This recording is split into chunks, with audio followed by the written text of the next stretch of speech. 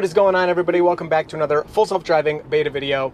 And the focus of today's video is going to be kind of the goofiness that full self-driving beta still has, because I have been surprised by the, is that a rock on their bumper? That's very strange. I've been surprised by the number of messages I've been getting, especially DMs, a few comments here and there of people who are getting the beta. Congratulations if you wanted it. Of course you did, because you got your 100 safety score.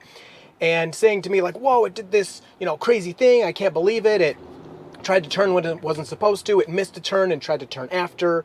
All this crazy stuff that if you've been watching a lot of the beta videos, you've seen, because the beta testers have been showing those things. Especially me, I try to let the car do what it can, and I only take over, when there's a safety concern or if the car's being super annoying to the people around it.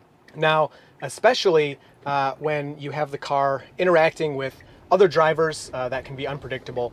That can be difficult. But yeah, we're going to be focusing on some of those. Yeah, that was a rock that just fell off their bumper. Very strange. We're going to be focusing on these kind of moves that the car can make, especially when you are, the things you wouldn't expect that you didn't get with the public build, and why Tesla tells you directly in the email that you receive. We all receive an email when you get beta. It can do the worst thing at the worst time, and you always need to have your hands on the wheel. And that's why I do always keep a hand on the wheel, because out of nowhere, this car can decide to turn if that's what it wants to do, if it thinks it's the right move. So it doesn't happen very often, but it is good to know that those things can happen. So before we get into the crazy stuff, we're going into downtown Ann Arbor. Some phantom braking there. Huge thank you to my newest patrons. We got Tesla Long and my newest full self-driving patron, Johnny. Thank you so much, Johnny. Welcome to the frunk to both of you. And you can use Johnny's referral code to get solar energy if you want to get solar panels or solar roof from Tesla, and you'll get some money back if you use that, and Johnny will also get some money. So check that out if you're interested in solar. Let's get downtown into some of the more difficult stuff, although the car is already doing some phantom braking, which is not a great start. But that's one of the things you can expect it to do, and why you're always paying attention, I usually have my foot on the accelerator rather than the brake, depending on the situation. But let's go for some of the more craziness before we continue talking.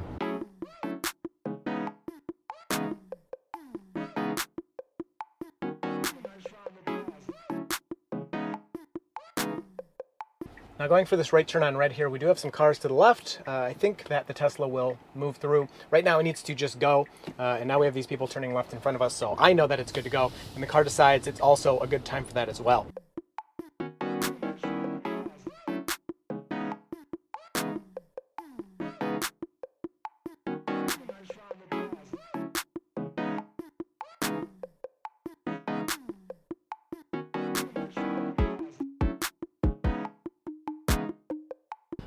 Now, much like when you're the passenger of a human-piloted car, some of the moves the car makes can catch you off guard, even though the Tesla may be doing correctly the right thing or what it's supposed to be doing for the situation. If you're not exactly expecting that, it can be a little jarring sometimes. Now, that's where, again, hands on the wheel comes in. The car really cannot do anything that you don't let it do. So if my hands are here and the car tries to make a turn, I simply hold onto the wheel tighter, the wheel can't move, and that's the end of that. The car is done and I've taken over. Now, disengagements are good if you are uncomfortable at all. For any reason, you should be disengaging because the car is doing something goofy. Now, maybe the car was going to do it correctly, but there is so much data now kind of funneling into Tesla through this program. I wouldn't worry about muddying up the data too much. Something the Autopilot team told us long ago, months and months ago, was to trust that they are getting the data they need to make the system better. The number one rule for us is drive safe. That's it. So I've kind of held by that. I just drive the car in whatever way makes me comfortable. We're stopping there, I'm guessing, for that stop sign that was back there.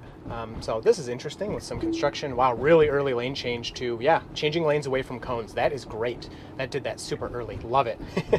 So, stuff like that is super impressive, but then sometimes when you get mistakes, see, it's trying to move back and it can't quite yet. Let's see how it handles it.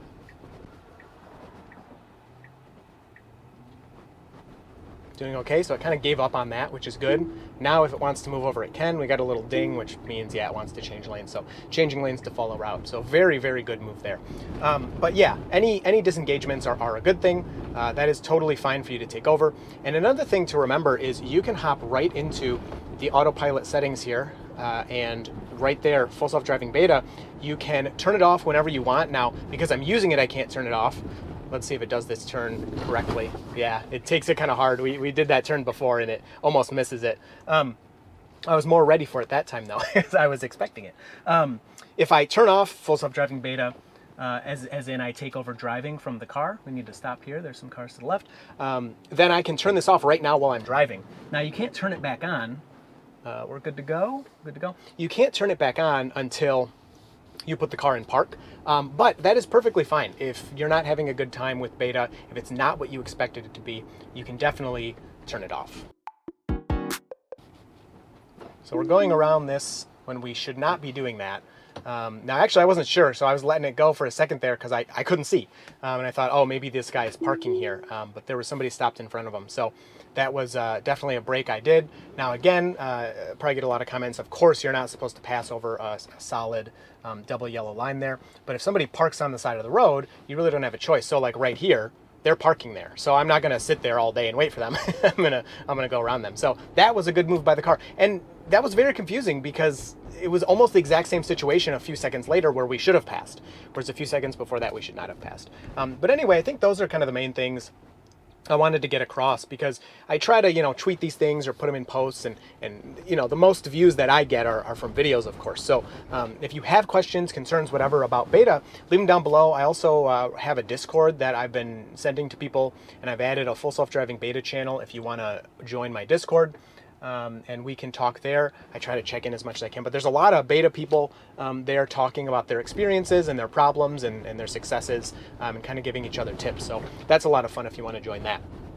So going for this left turn, a lot less traffic than the last time we were here, which I'm surprised by, simply because the few times I've tried this route, it's been extremely busy.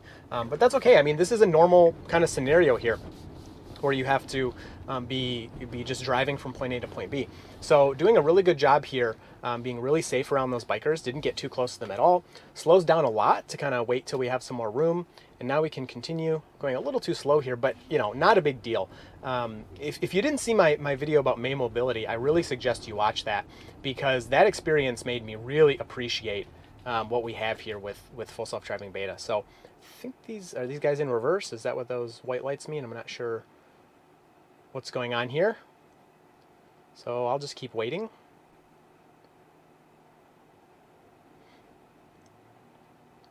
So they have their hazards on, so they don't want to move, and my car doesn't want to move either. So I'm going to tap the accelerator and see if my car will go around.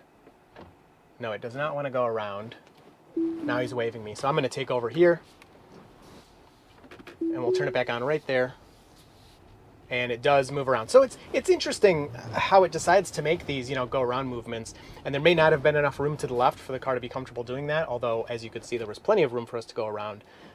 But yeah, pretty interesting decision. And I don't know, I appreciate when it's careful. I think the aggressiveness we're seeing with Beta 10 and a lot of people are experiencing has to do with, as the beta gets better, Tesla can kind of push the software a little more and say, okay, attempt a little more, until we're running into, these issues people are seeing, and then we fix those.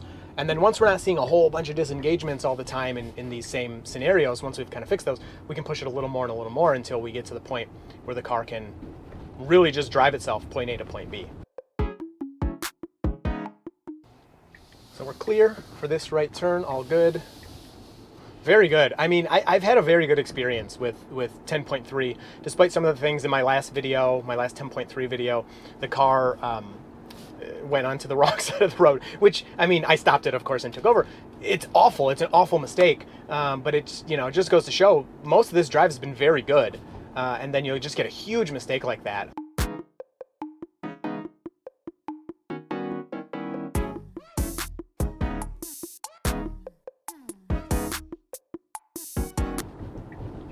So coming up to this right turn, we had a little trouble with this before when we had some cyclists in the way, and no cyclists that time, so it takes it a lot better. I totally agree. I got some comments saying like, well, this white line doesn't protect the cyclists. Of course, I totally agree with you guys, but the car was just going, 5 miles an hour or whatever behind them, when it should have, probably just changed lanes or gotten away from them rather than waiting behind them. So here we go, a cyclist here on the side of the road. And the car does put its left blinker on, but we have people approaching quickly from the left, so it can't get in front of them. So a little bit of hesitation there as it sees this pedestrian but she's not coming out into the street, of course. And I think we want to move to the left lane. So left turn signal is on. See if this person lets us in. Wow, really tight spot, and the Tesla is nudging its way in there. That was very good. I'll show you behind me, that person. Okay, yeah, they look really far away, but they were really close when we started making that lane change. So the car definitely pushed its way in there, which is great. In this type of setting, you have to do that, or people just won't let you in. So love to see that. And then moving up to this left turn here, much more clear than before. Avoiding those parking spaces, very good. Waiting until it's actually the left turn lane, and we're going to stop. Okay, so this is where last time it went into the oncoming traffic, and I've taken this left turn a bunch of times without that happening. So let's hope it doesn't happen this time, but we will see once the light turns green. So that van, if it stays there, is really going to help us, because as you can see, the car can't really see over there. It doesn't see any lane lines or anything. So I think that's part of the problem, is it can't see the yellow line to make the correct decision. Now, if there's a car in the way, of course, it knows it needs to go on the opposite side of that, but it looks like they may not be there for us. Okay, so green light, we're moving through. And again, yeah, the car just can't really see. Okay, it's crappily fixing itself. Yeah, that was really, that was really bad.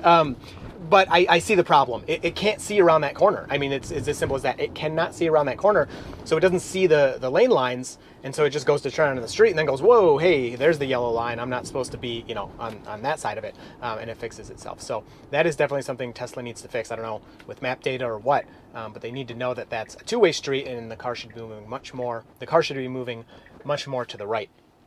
Now this right turn, we can turn right on red, unless I don't know if those people are going to go. So I can't see. Okay, so they're turning left. I see their turn signal. And the Tesla is creeping through. Let's go. Okay, I'm going to touch the accelerator there because we're just going to be in the intersection otherwise in the way. So that was an intervention there. And then we need to turn right here. I have to hit my accelerator because it's stopping. So like these kind of things, it went to stop like way far back. Nowhere near the stop sign. So that's the kind of stuff you need to look out for, especially when there's people around. You don't want to be goofing. Now, I'll say when the streets are empty, I let it do a little more weird stuff, but not the case right now.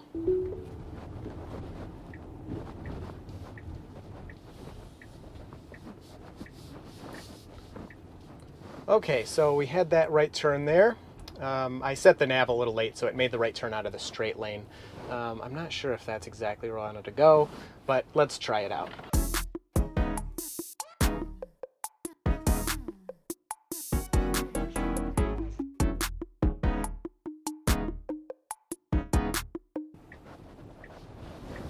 So really nice left turn there. I will say, man, 10.2 has been pretty impressive. The main problem I've had that you saw really early in the video was phantom braking is gotten a lot worse in this build versus some of the others. Most of the really complex stuff, like you saw, going around the truck and some of these weird turns, have been really good, which you love to see. But then, when you miss some of the basics, like hitting the brakes early for a stop sign, like way early, or braking for no reason, the phantom braking, that kind of stuff is a little disappointing. Oh yeah, this is a tough left turn, so I'm glad we're doing this. You're gonna wait, right? Oh yeah, so that was a hard brake, way too far back. The person behind me didn't like it. I'm surprised they didn't honk at me, actually. They weren't close to hitting me or anything, but they had to go around. And now my car's just sitting here, so I'm gonna hit the accelerator because I don't want to be stuck in the middle. So I did give it an accelerator tap. So yeah, that was very bad. I've had trouble with that left turn before, though. It's a kind of a unique one. But overall, 10.2, I mean, it's definitely getting better. I think what Tesla could do to make things okay, why aren't you going? Are you going? Okay, there's nobody there. I think a big thing Tesla could do to make things progress a little more in terms of like less disengagements per mile is making the car a little more cautious, which, to be honest, I think I wouldn't like, and I think a lot of people wouldn't like that. But if it's a little more cautious, it would take a little longer, be a little more timid, but it would have less of these times when people need to take over.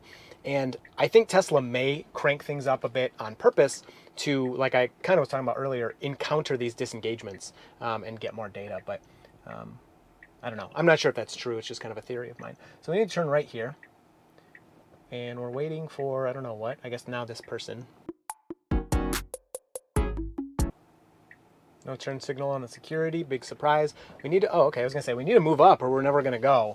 And then we're Okay, just go. I have to hit the accelerator. We're going to be in the way there in the intersection. Again, just a tap. I wasn't holding it.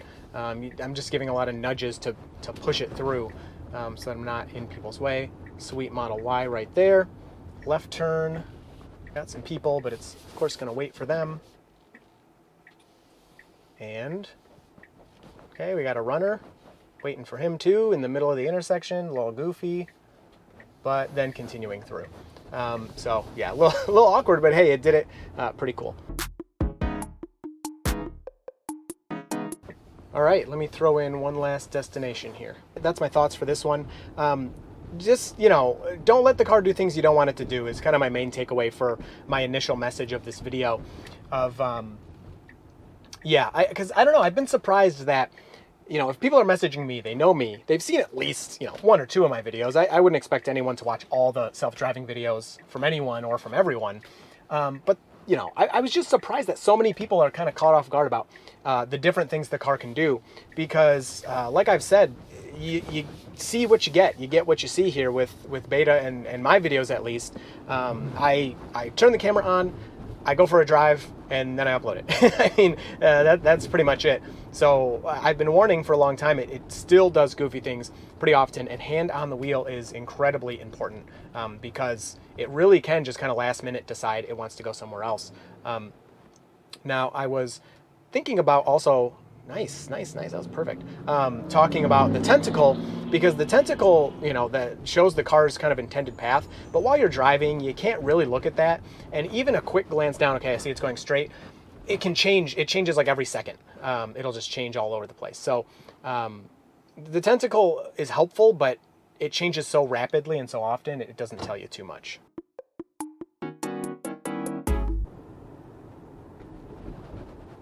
See how it handles this oncoming car? Nicely, moves over. It could have moved over a tiny bit more, but no, handled it really well. So here's something it's not going to do correctly. It wants to go straight here, and obviously the road is closed. And I already know that it's just going to either go into those signs. Obviously, I wouldn't let it do that, but it's going to try to. Or it's going to go around them, which I don't want to do either, because it can't do that. So I'm going to report this right here. They'll get a picture of this scenario and see that the car can't handle it correctly. And I'll probably just turn right. Let's see. Yeah, you can see how the tentacle's moving all over the place. So I'm just going to take us right here and let it reroute. So that would have been nice if that truck wasn't in our way, but I don't know how we're ever going to make this turn. Let's see. Oh man, look at all these cyclists. This is craziness. So that would be a good time to go. Oh, and whew, I don't know, we're not going to fit here, so we're going to have to wait. Yeah, that's too close, so I'm going to take over there. And yeah, we're definitely not going to fit, so I might just have to wait a second. There we go. We'll turn that back on, see how the car handles this now. Folding in the side mirrors, if you can see that, because it knows it's a tight space, so very cool. I have only seen that happen like one time, and I was not recording a video. Wow, sweet. Really handling this tight situation really well. That was very cool. Loved to see that. Handled it good, besides it got too close to the big truck for my comfort. I mean, we were very, very close. And so I just took over there, but once we were clear of that, did really well.